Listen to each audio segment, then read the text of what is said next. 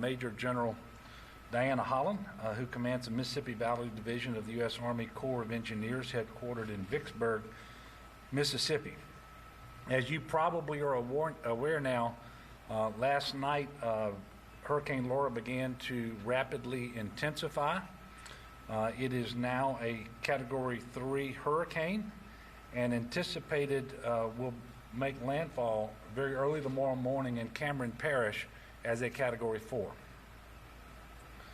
I'm going to make a couple of points and then yield the floor to Ben.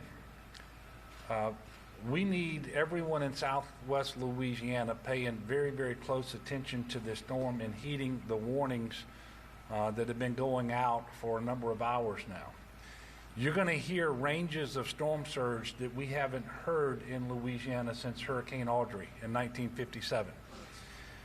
You're going to hear the word unsurvivable to describe the storm surge that we are expecting.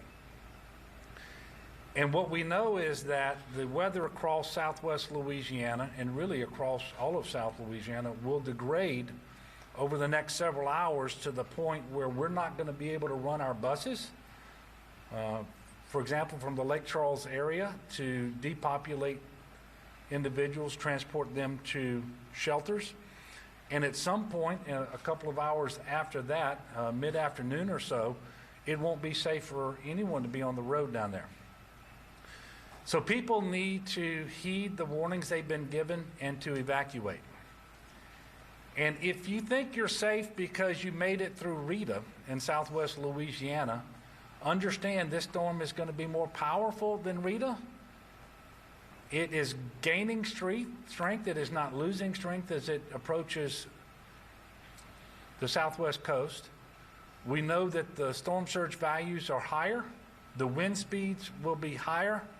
And so even if you built back stronger and you're up at 15 feet elevation, understand the storm surge is going to be expected to be 18 to 20 feet in that immediate area where this storm comes and makes landfall. We also know that it's going to hit overnight. And so for people who make the decision to stay, the worst thing you can do is when that storm really starts beating at your door 1 or 2 o'clock in the morning is to decide, well, I'm going to leave now, because that will be the absolute worst decision you can make at that point, because the transportation on ground level will be ultra hazardous, more hazardous than you staying in your home, which is why we need people to start evacuating now. If you're in those low-lying areas, if your local officials have told you that there's evacuation in place, whether it's mandatory or voluntary, we need you evacuating now. And by the way, the road network is not so congested that you can't get out. I just looked at I-10, for example, and the traffic is flowing freely on I-10. So understand, we're talking about unsurvivable storm surge in Cameron Parish, and really that's the designation that's being given from the Texas line over to Intercoastal City in Vermilion Parish. For the first time in many years, we have activated the entire National Guard, and so at this time I'm gonna give the podium to Ben so that he can go through the weather. He's got some slides for you. I'll come back on the backside of that and speak for a bit, and then we'll have Sean Wilson from DOTD give you an update as well. Thank you, Governor. And with that, make sure we get started here. So here's just a quick overview of Hurricane Laura. It is currently a strong Category 3. At landfall, it will be forecasted to be a Category 4, as the Governor mentioned. I'm going to go through each of the individual threats, talk a little bit about them, and some of the local pieces, especially dealing with Cameron and Calcasieu parishes. So here's the current track from the National Hurricane Center. You'll see right now, the thing that I want to point out is, see the two little circles that are on the map around the X? Those are the current tropical storm and hurricane force wind fields. I bring these up because this is a very large storm. A lot of times people get enamored by what's in the cone is where it's most dangerous. And this is a great example of that's not always the case. With this being a large and deadly storm, you can see the tropical force winds are already almost reaching to the southern Louisiana coast. And the hurricane force winds at landfall will likely extend out more than 60 miles. So you don't have to be right near the eye, you don't have to be right near the center line to see significant winds from this storm. Again, as mentioned up there, it looks like it's going to make landfall with winds of near sustained levels of 145 miles per hour, with gusts up to and over 170 miles per hour. I don't know if anyone has seen that type of damage locally in quite some time. A good example of what the winds can do would be a recent example of Hurricane Michael, though it was upgraded to a Category 5.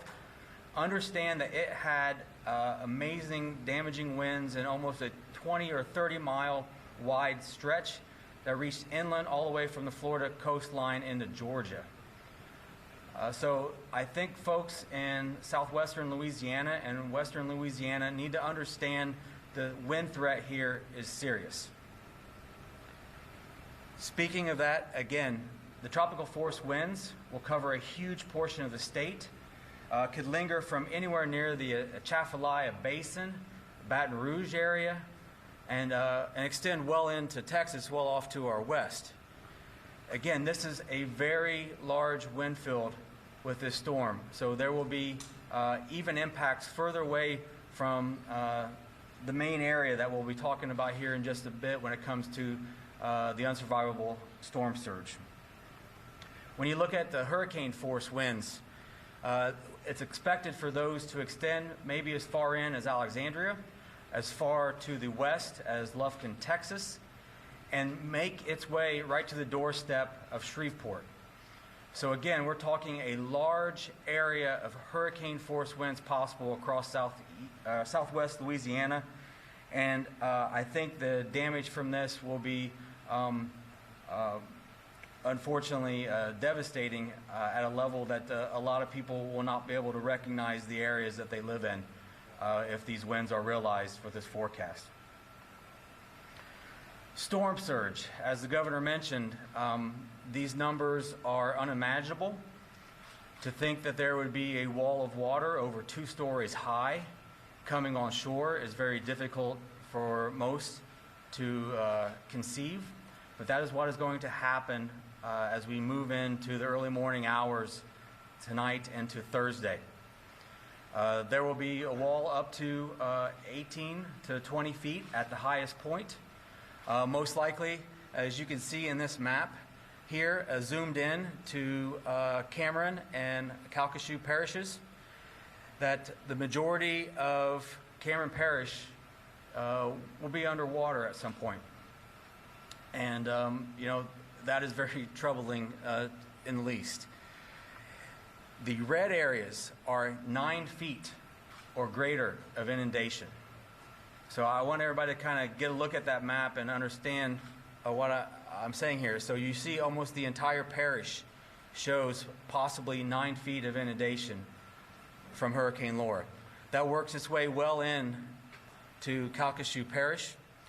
And there'll be places within Lake Charles that will see flooding that has not seen flooding before. Neighborhoods, businesses.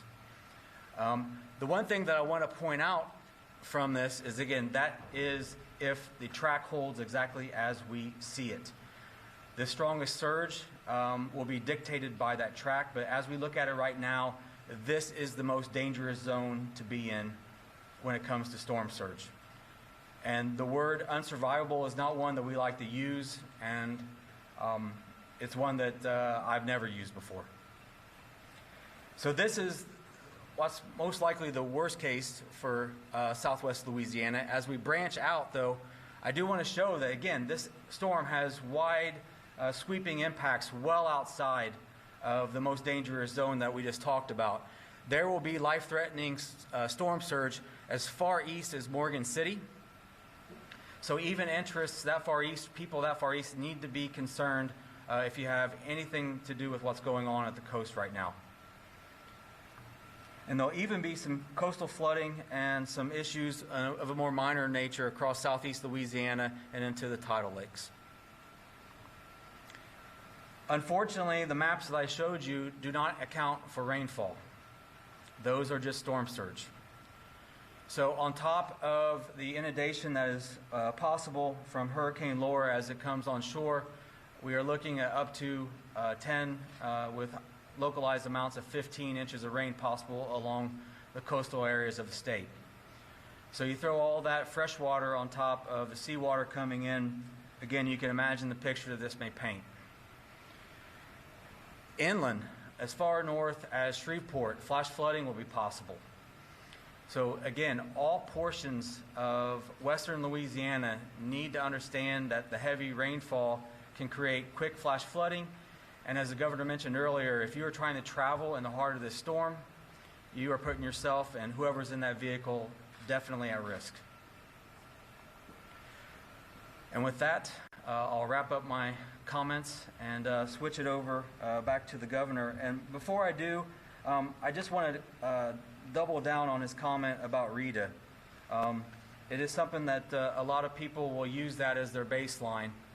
And I just want to kind of mention it again, that there is no way to be certain that if you live through Rita and that you're hunkering down today in an area that there was an evacuation notice, that you will survive. And so please, as the governor mentioned, the Weather Service recommends everybody follow all local officials when it comes to evacuation notices. Thank you.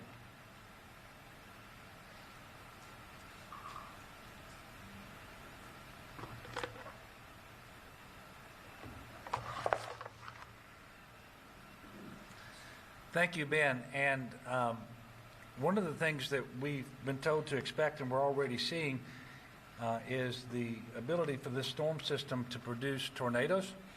And in fact, that area of concern will extend through southeast Louisiana. If I'm not mistaken, just before I left the Overwatch room, a warning was issued for capital area parishes with respect to tornadoes. So that's something we have to be paying close attention to today and tomorrow as well.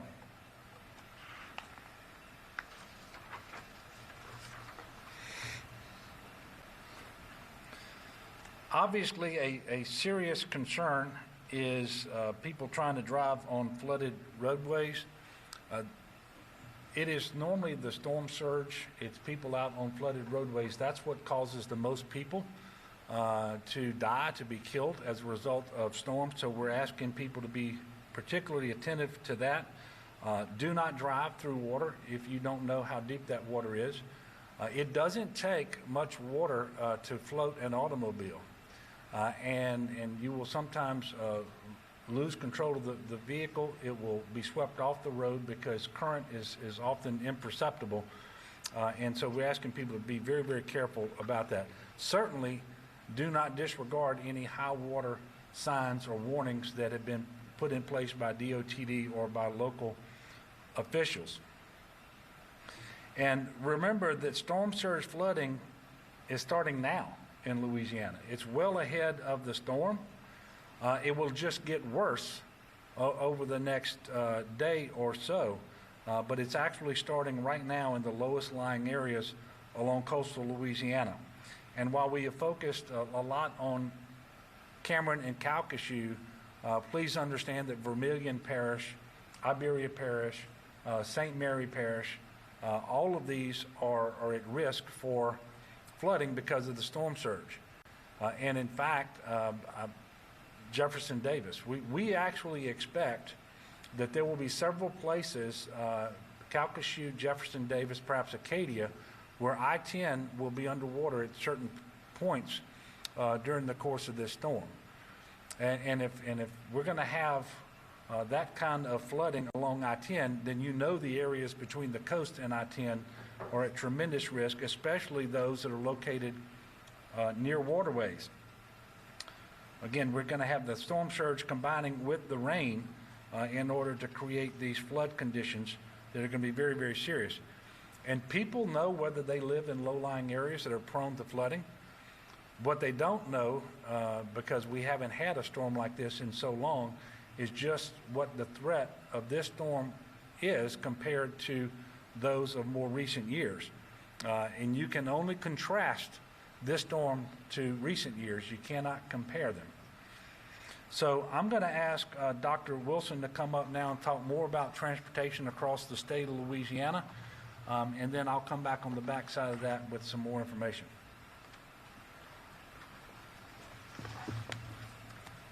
Thank you, Governor. You know, to highlight the point you just made about storm surge, we have sections of LA1 in the southeastern portion of the state of Louisiana with standing water already, and it's not raining. So you can imagine what we're going to expect. And if you reflect back to the National Weather Service slide that showed Cameron Parish completely underwater, it's about 180 miles of roads that the state is responsible for in Cameron Parish alone that will be underwater. So this is a very serious incident we're dealing with. From a traffic standpoint, we have begun detouring commercial traffic north to I-20. We've asked folks in Mississippi and Texas, we've worked with our counterparts in those states to make sure all of the signage on I-10 reflects that. Primarily going through Jasper in Texas and then I-55 here in Louisiana to get to I-20 to go east and west of Louisiana. And that's to prevent us from having to use precious resources to try and evacuate folks that are trapped on the interstate when, not if, but when we see water there. So that's a very important factor. If you have to travel, we expect folks to move very quickly in this evacuation, and we would want to keep as much capacity as we possibly can on I-10. With regards to evacuation, that window is closing, and it's closing very rapidly. The governor has worked very hard to make sure that we have all of the bus assets on the ground with staff at DOTD, and those buses are limited to 45-mile-per-hour winds. And before we left our UCG, they had their first gust coming from the first weather band. And we're going to maintain those buses as much as possible at the Burden Center to then evacuate. But pretty soon, there will be very few assets to get folks out on the buses so that we can use those buses to rescue people and then repopulate from New Orleans and all points east of Lake Charles. We are actually moving our parish-wide assets, the people, out of the Cameron Parish District and the Calcasieu Parish District offices into Acadiana to ensure that they have all the materials and equipment they need to work their way back in because of the winds. And that'll give you an idea that we normally hunker down in our warehouses and our facilities, and we're asking them to step out to be able to be brought back in safely. And then the last thing I want to share with you is that we're transitioning to the damage assessment phase, working with our federal partners to be able to assess the damage once we see this to try and reopen all of those places. We expect some serious damage along 27 and 82 in Cameron and South Calcasieu. 511 is still available, 511la.org. You will be able to find all of the road closures that are related to water, inundation, and when they reopen. And then we also will have our MAP patrol, our motor assist patrol, that will continue to work for 24 hours a day. And so to echo what the governor said, we want to maximize our resources. We don't want to have to rescue you, so we would evacuate you now, and we would encourage everyone to please take full advantage. Be careful when you do that so we can get you safely back home once this incident is over. So with that, Governor, that's some comments on transportation. Thank you.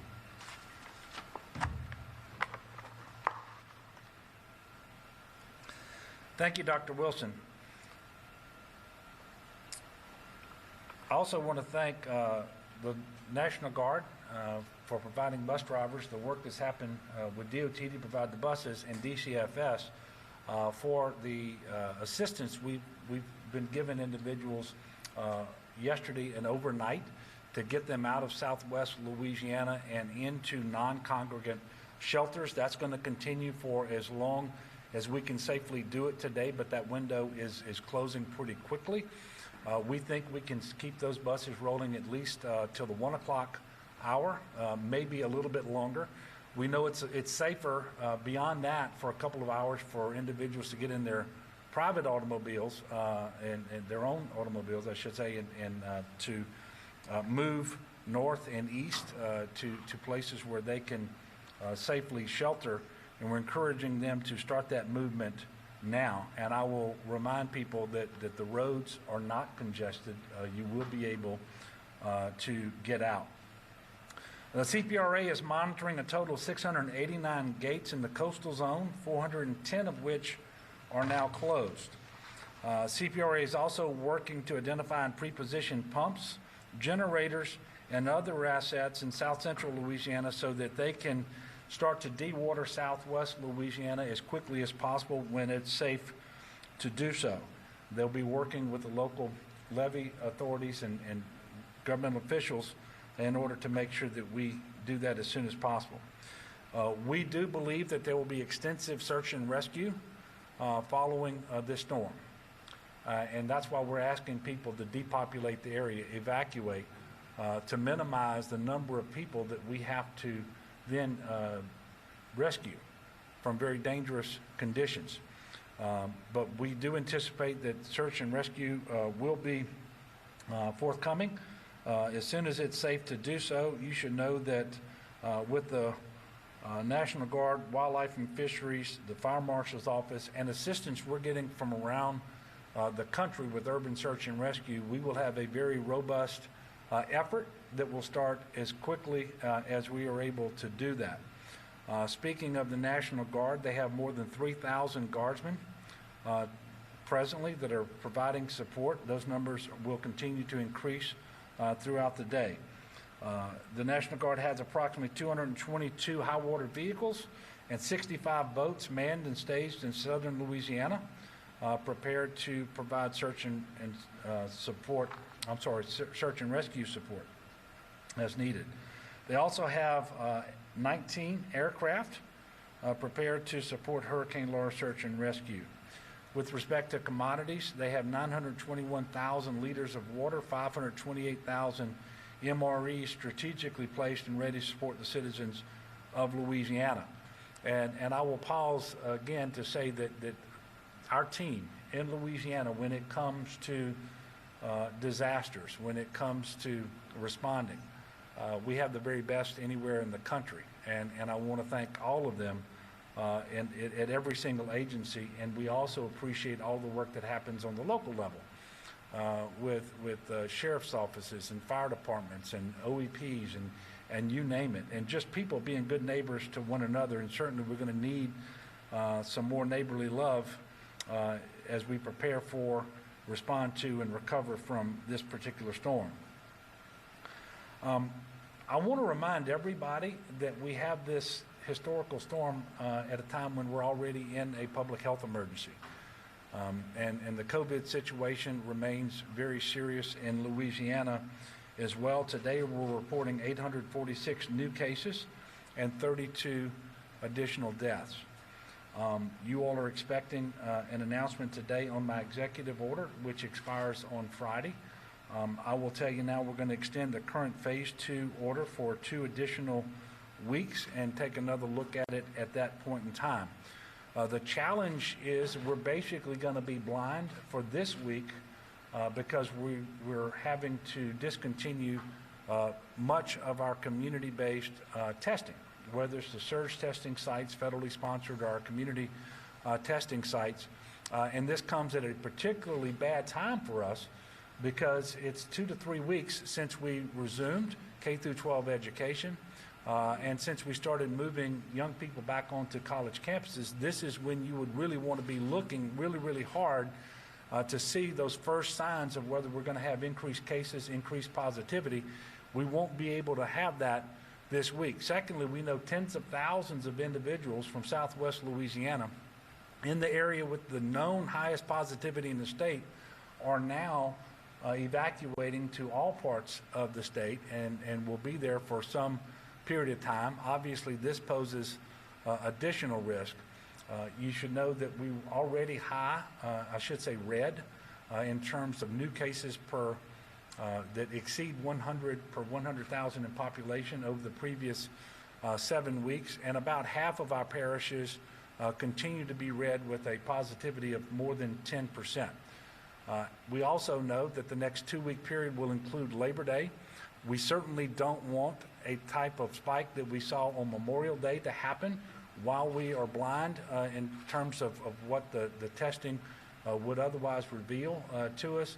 So the prudent thing is to go 2 more weeks and then do an analysis of where we are, assuming that we're going to have the data necessary to inform the decision then.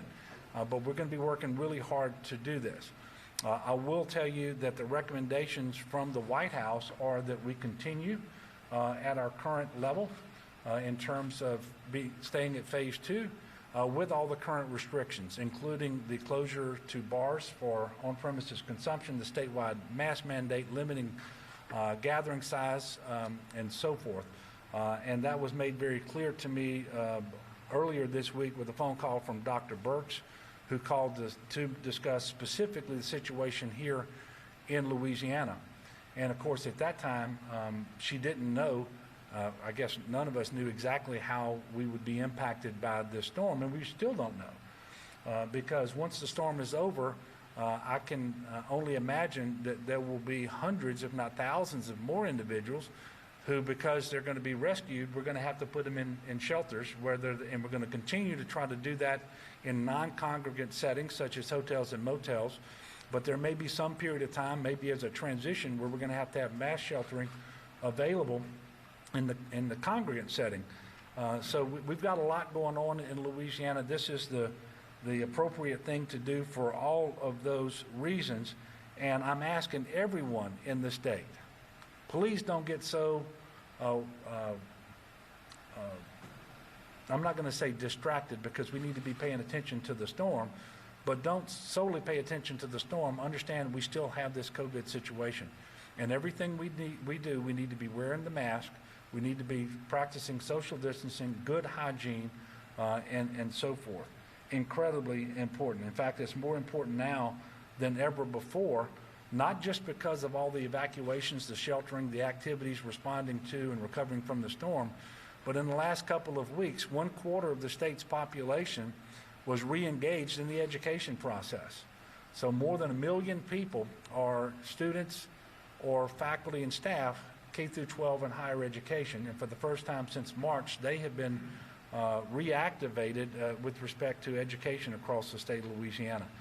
So I am imploring the people of our state to do what you always do, and that is to take these things very seriously, be a good neighbor to one another, but understand that being a good neighbor right now means being distant, at least physically distant, socially distant, and wearing a mask.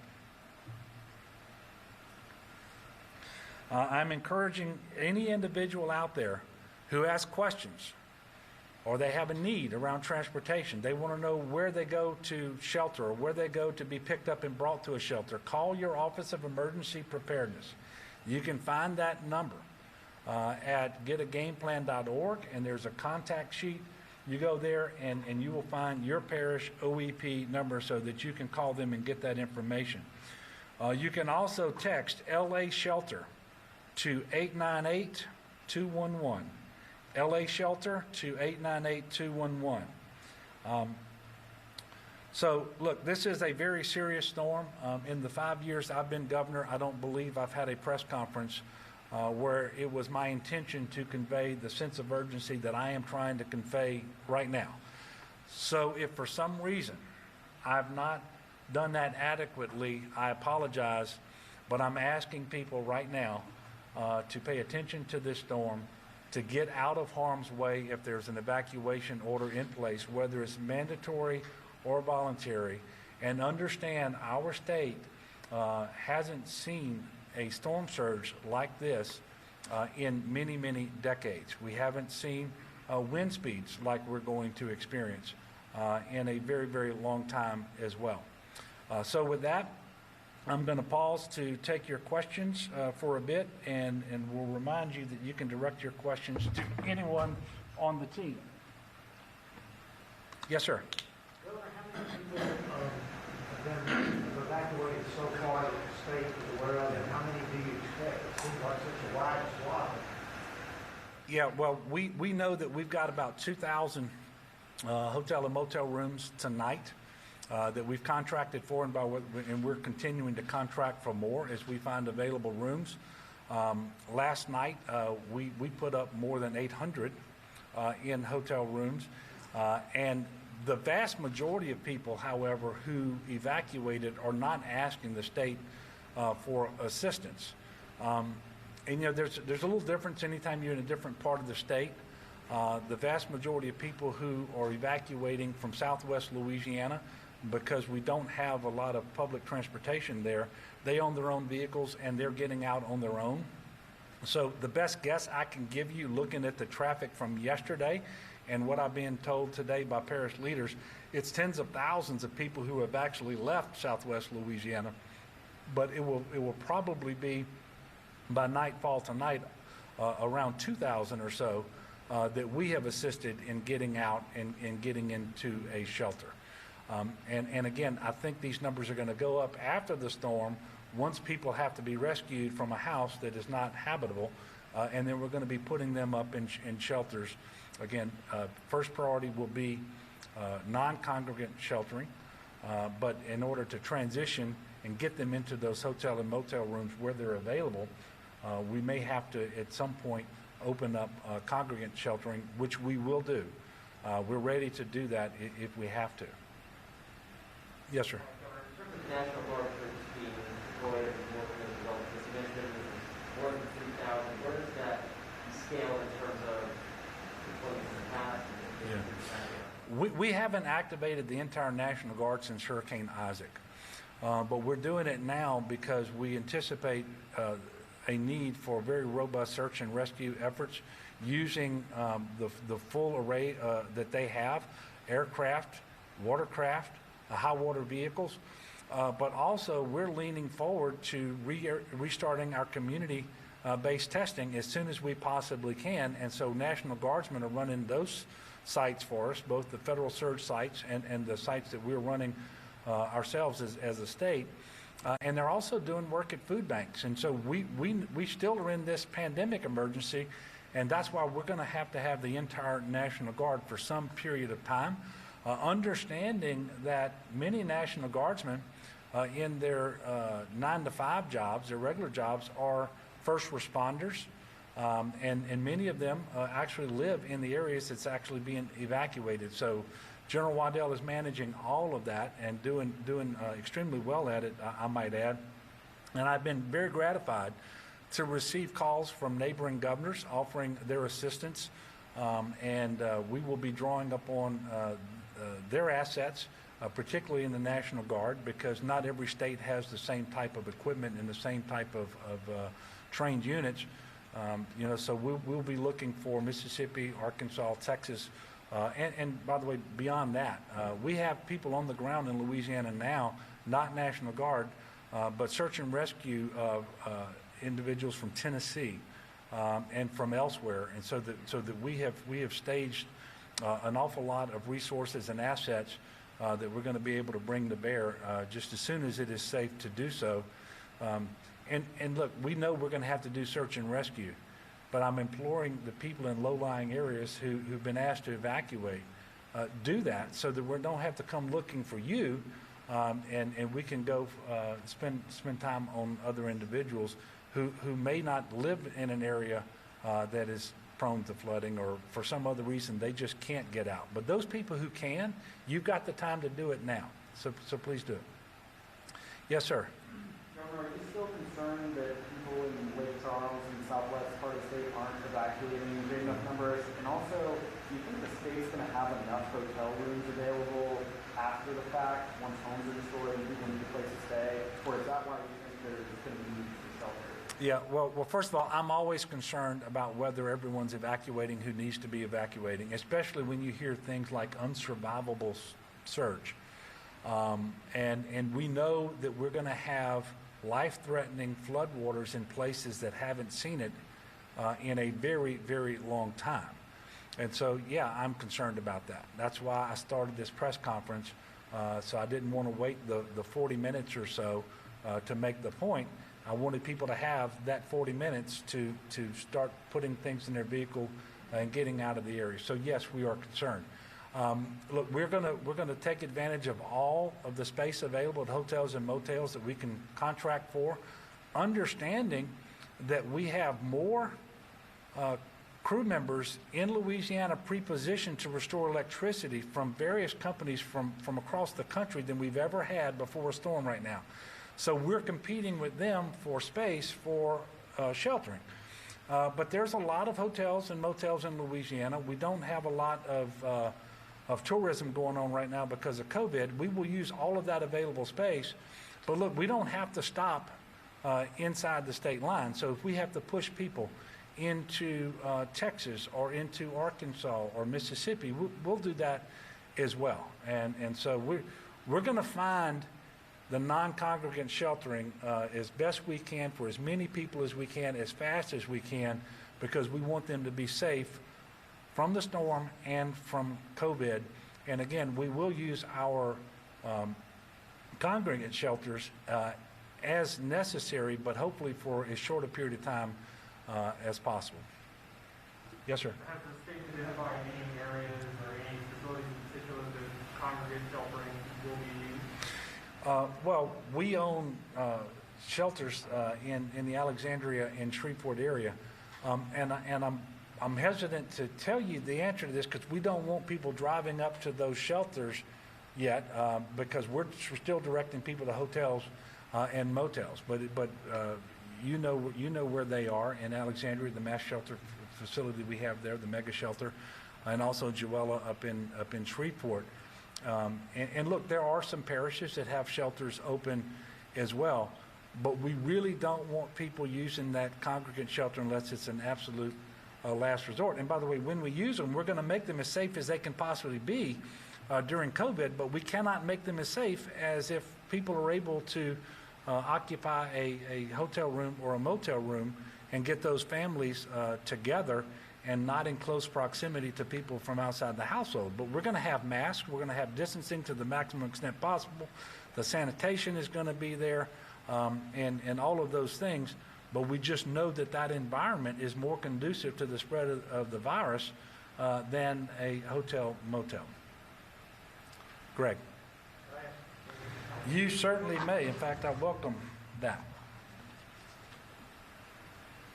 Benjamin, when you say there will be, if there is sustained wind at 145 miles an hour, with gusts of 170 miles an hour, what does that look like? You said that will leave some places unrecognizable. I assume that means structures. I mean, what does 145 miles an hour look like? I don't think most people see. It's a good question. I've been at this job for a while and done a lot of damage surveys, mostly of tornadoes. I've been here on the coast for a couple years. When you see a strong tornado and it's a much more localized event, speeds of that nature will completely level a house.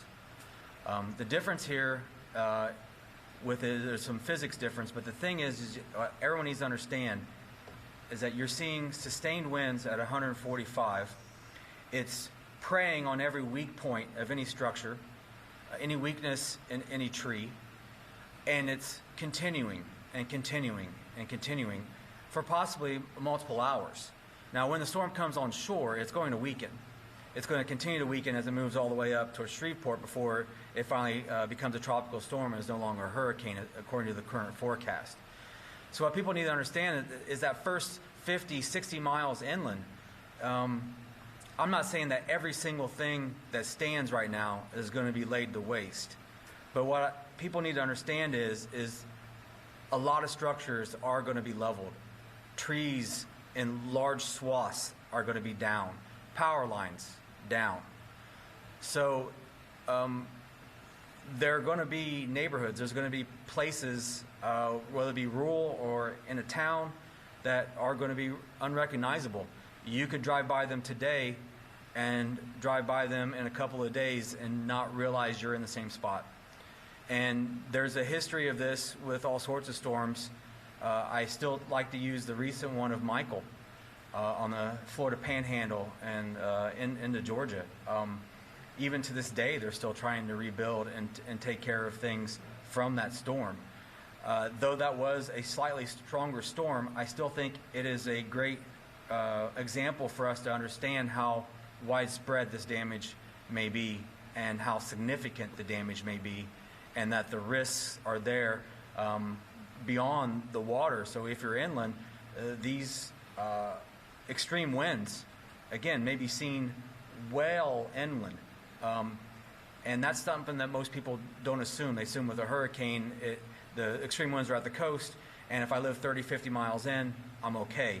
I can't say that for this storm because it's moving at a fast clip. It's going to be moving at 15, 16, 17 miles per hour. So with 145 sustained and gusts over 170, it's easy to have over 100 mile per hour winds 50, 60 miles inland, and then maybe a 20, 30 mile swath.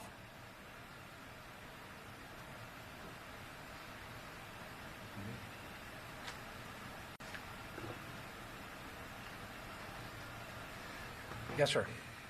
Governor, have you heard from President Trump? I know that he approved the request to be helped the president. I talked to the president on Sunday. I spoke with Administrator Gaynor yesterday. I also spoke with Secretary Carson yesterday. I will speak with Secretary of Commerce, Wilbur Ross, later today. I have not spoken to the president since Sunday, but they've been paying a lot of attention to us here, especially out of FEMA Region 6 in Texas. Our communication is good. It's more important right now that we're talking to the people in Southwest Louisiana because, quite frankly, what Washington can do for us, and they're already working on this, is all post-storm relief now. We still have a few hours left, but that's all we've got is a few hours to get people in a better position, and that's what we're focused on right now. Okay, so look, I want to, again, urge the people of Louisiana to take this storm with the seriousness that it clearly deserves. Put yourself and your family in the best possible position in the next few hours. That means evacuating from those areas that are under an evacuation order, voluntary or mandatory. And once it gets dark, understand the weather's going to degrade so fast and it's going to be so bad. The worst thing you can do at that point in time, if you're in Southwest Louisiana, is to try to leave then, because there will be many more hazards on the road. And look, it's going to be really, really tough in your house as well, which is why we're trying to get you to make the right decision now, and that is to leave. The second thing is you may not have good communications as the storm comes ashore, because telephone lines and cell towers and so forth may be interrupted. But even if you have good communication and you try to call for help, we don't typically send out first responders to help while an emergency, while a hurricane is raging. And so you're not going to be able to avail yourself of assistance should you need it. And so we're trying to get you to heed the warnings now so that doesn't happen. And then finally, I would encourage people to pray for our state and for people all across our state, particularly in Southwest Louisiana. Look, when you get a briefing like Ben just gave us on what to expect from this storm, it's kind of hard to know what to pray for, but I know that we're faithful people here in Louisiana. We know how to pray and for one another and for our families, and I encourage you to do that so that the impacts won't be what we just heard discussed. Or that if those are the impacts, that the people who are vulnerable to it get out of the area so that we don't suffer the loss of life that would otherwise occur. So with that, we don't anticipate having another press conference today. We will if something changes, if there's information that we need to convey to you all. I would anticipate that we will have a press conference tomorrow. We'll give you the exact time on that. But just because we're not going to have another press conference from here doesn't mean people shouldn't be paying attention. Watch your local news. Look at the National Weather Service. Pay attention for directives coming out of your offices of emergency preparedness and other local elected officials. And when you get that information, use it to make the best possible decision and make those decisions timely, because our window is closing over the next several hours. So God bless you. God bless our state. Let's do the best we can, and I pray that the next time I speak to you all, we're talking about how we were able to cope, and the fact that people did heed the warning and evacuate, that we were able to get them into safe shelters, safe from the storm and safe from COVID, all of those sorts of things. But we're only going to be able to have that conversation based on what people do over the next couple of hours. So God bless. We'll see you all tomorrow.